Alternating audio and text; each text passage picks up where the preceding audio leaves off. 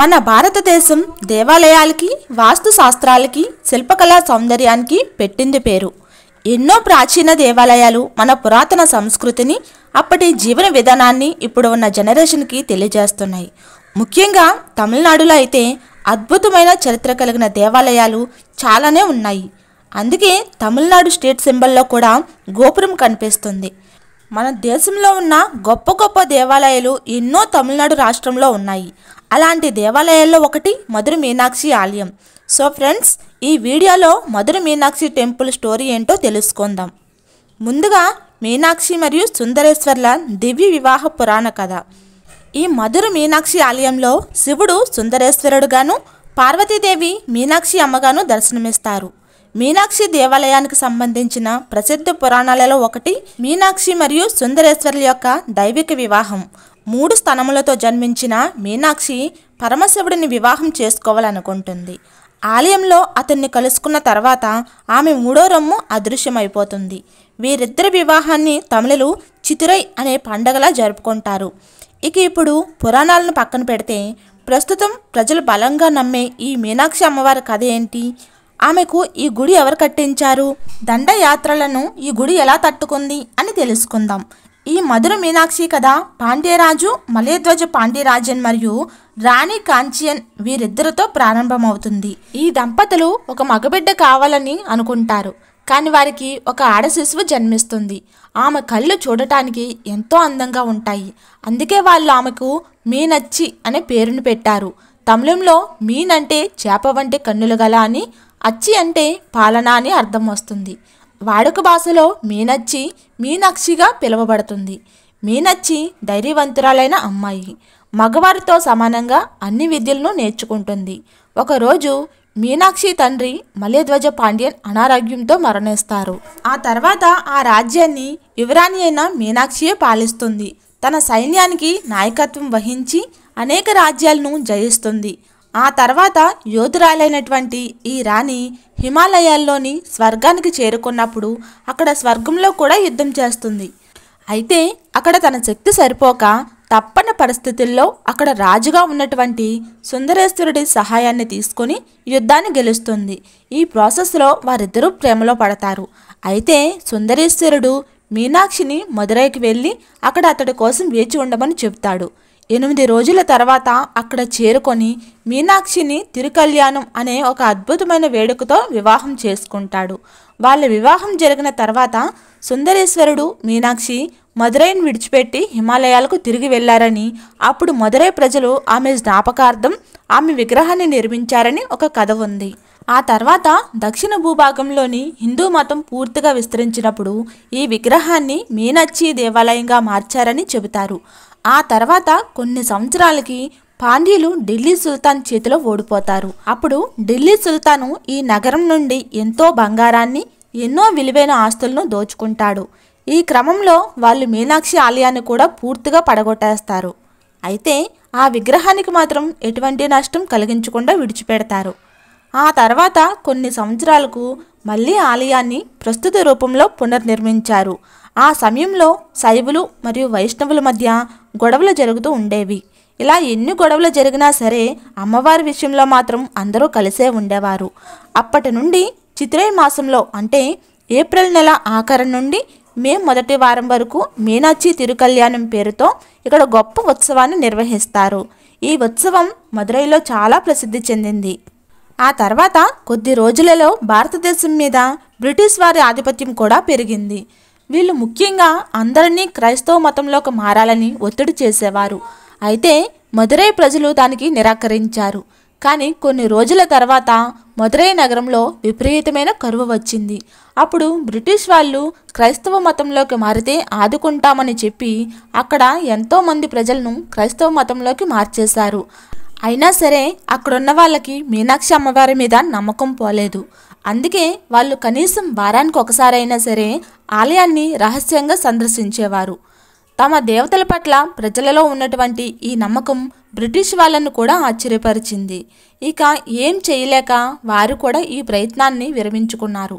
ఇకపోతే ఈ గుడికి సంబంధించిన అద్భుతాలు ఎన్నో ఉన్నాయి. వాటి గురించి కూడా ఇప్పుడు మనం తెలుసుకుందాం. మొదటిది రోజంతా రంగులు మారే శివలింగం. ఈ ఆలయం లోపల శివుడికి అంకితం చేయబడినటువంటి సుందరేశ్వర సన్నిధి అనే గర్భగుడి ఉంది. ఇక్కడ ఉన్నటువంటి శివలింగం రోజంతా రంగులు మారుస్తుంది అని చెబుతారు. ఇది ఉదయం కుంకుమ రంగులో ఉంటే మధ్యాహ్నం సమయంలో తెల్లగా, అలాగే సాయంత్రం సమయంలో ఎరుపు రంగులా కనిపిస్తుంది అంటారు. తర్వాత పవిత్ర చేపల చెరువు. ఆలయ సముదాయంలో కోర్తాకులం అనే ఒక పవిత్రమైన చేపల చెరువు ఉంది. పురాణాలను బట్టి చూస్తే ఈ చెరువులోని చేపలు స్వర్గలోక వాసుల స్వరూపాలు అని నమ్ముతారు. సో ఈ చేపలకు ఆహారాన్ని తినిపిస్తే కోరిన కోరికలు నెరవేరుతాయని కొంతమంది నమ్మకం. తర్వాతది భారీ గోపురాలు. మీనాక్షి దేవాలయంలో పెద్ద పెద్ద గ్రానైట్ నిర్మాణాలు ఉన్నాయి. అప్పట్లో ఎలాంటి అడ్వాన్స్డ్ బిల్డింగ్ టెక్నాలజీ లేకుండానే ఈ బరువైన రాళ్ళని ఎలా రవాణా చేశారు అనేది ఇప్పటికీ అంతుచిక్కని మిస్టరీలా మిగిలిపోయింది. ఈ మీనాక్షి గుడిలో ఉండే గోపురాలను చూసినప్పుడు 1000 సంవత్సరాలు వెనక్కి వెళ్ళిన ఫీలింగ్ వస్తుంది. తర్వాత 1000 స్తంభాల మందిరం. ఈ గుడిలో ఉండే 1000 స్తంభాల మందిరం అందమైన శిల్పకళకు ప్రసిద్ధి చెందింది. మదురైలో ఉండే వేడి సమయంలో కూడా ఈ మందిరం రోజంతా చల్లగానే ఉంటుంది. నిజానికి ఈ తేడా పరిశోధకులను కూడా ఆశ్చర్యపరిచింది. ఈ మందిరంలో స్తంభాలను సున్నితంగా కొట్టినప్పుడు అవి కొన్ని వినసొంపైన శబ్దాలను క్రియేట్ చేస్తాయి. 19వ శతాబ్దం ప్రారంభంలో ఒక బ్రిటిష్ ఇంజనీరు ఈ రహస్యాన్ని కనుగొనటానికి ఈ స్తంభాల్లో ఒకదాన్ని కూల్చేశాడు. కానీ స్తంభాల్లో ఎటువంటి యంత్రాలు కానీ సంగీత వాయిద్య పరికరాలు కానీ కనిపించలేదు. ఈ శబ్దాద్భుతాన్ని సృష్టించడానికి ఉపయోగించినటువంటి సాంకేతికతను చూసి పరిశీలకులు కూడా ఆశ్చర్యపోయారు. నిజానికి ప్రజెంట్ ఇక్కడ 985 స్తంభాలు మాత్రమే ఉన్నాయి. ఇక్కడ మనం ఒక చివరన నిలబడి స్తంభం దగ్గర శబ్దం చేసినప్పుడు మన స్వరం మరో చివర అంటే కనీసం 80 మీటర్ల కంటే ఎక్కువ దూరంలో స్పష్టంగా వినిపిస్తుంది. ఈ ప్రత్యేకమైన ధ్వని ప్రక్రియ శతాబ్దాలుగా టూరిస్టులని ఆశ్చర్యపరుస్తుంది. తర్వాత ఆలయ సముదాయంలో భూగర్భ స్వరంగాలు. ఇంకో ఆశ్చర్యకరమైన విషయం ఏమిటంటే ఈ ఆలయ సముదాయం కింద ఉన్నటువంటి భూగర్భ స్వరంగాల నెట్వర్క్ నగరంలోని వివిధ ప్రాంతాలకు దారి తీస్తుందని ఆలయం చుట్టూ కొన్ని కథలు ప్రాచుర్యంలో ఉన్నాయి. అసలు ఈ స్వరంగాల్ని ఎవరు నిర్మించారు, ఆ నెట్వర్క్ ఎక్కడి వరకు విస్తరించి ఉంది అనేది మాత్రం ఇప్పటికీ మిస్టరీలానే ఉంది. తర్వాత అదృశ్యమైన శిల్పి విశ్వనాథ నాయక్. పురాణాల ప్రకారం ఆలయం యొక్క అసలు వాస్తుశిల్పి పేరు విశ్వనాథ నాయక్. ఆలయం యొక్క ఎత్తైన గోపురాల నిర్మాణాన్ని పూర్తి చేయడానికి ముందు ఈయన రహస్యంగా అదృశ్యమైపోయాడట.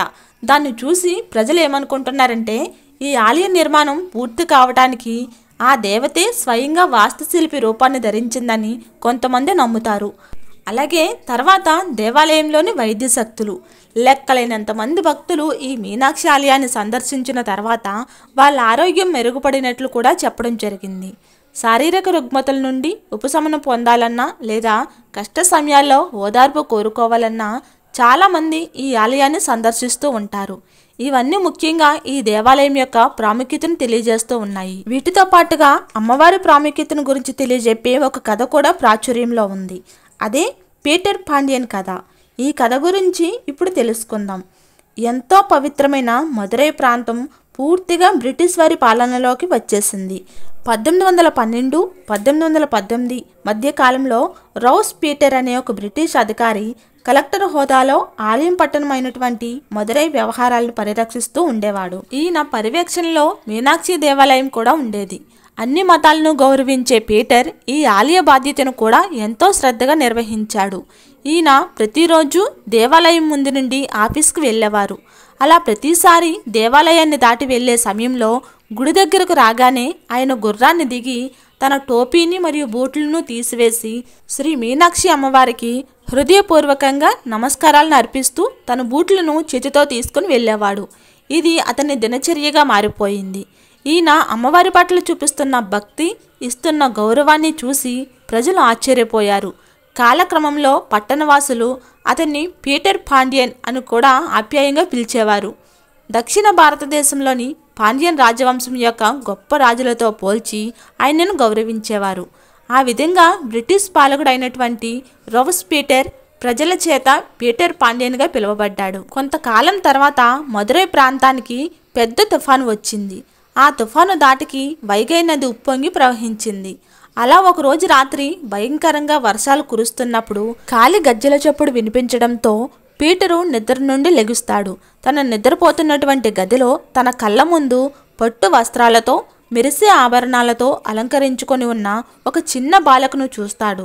ఆ పాపకు సుమారు 3 సంవత్సరాలు ఉండొచ్చు అని అనుకుంటాడు. అంత రాత్రి సమయంలో తుఫానులో అంత చిన్న పాప అక్కడికి ఎలా వచ్చిందో అని ఆశ్చర్యపోతాడు. అప్పుడు ఆ చిన్నపిల్ల పీటర్ పాండ్యన్ చేయి పట్టుకొని పీటర్ రండి అని పిలుస్తూ అతన్ని ఆ ఇంటి నుండి బయటకు తీసుకువెళ్తుంది. అలా వాళ్ళు బయటకు వచ్చిన వెంటనే పెద్ద పిడుగుపడి అతని ఇల్లు మొత్తం పూర్తిగా కూలిపోతుంది. ఈ సంఘటనను చూసి పీటర్ ఎంతగానో ఆశ్చర్యపోతాడు. ఆ చిన్న పిల్ల కోసం వెనక్కి తిరిగి చూడగానే ఆ పాప ఆలయం వైపు పరిగెడుతున్నట్టు గమనిస్తాడు. ఇప్పుడు పరిగెడుతున్నటువంటి ఆ పాప కాళ్ళను చూసి ఆశ్చర్యపోతాడు.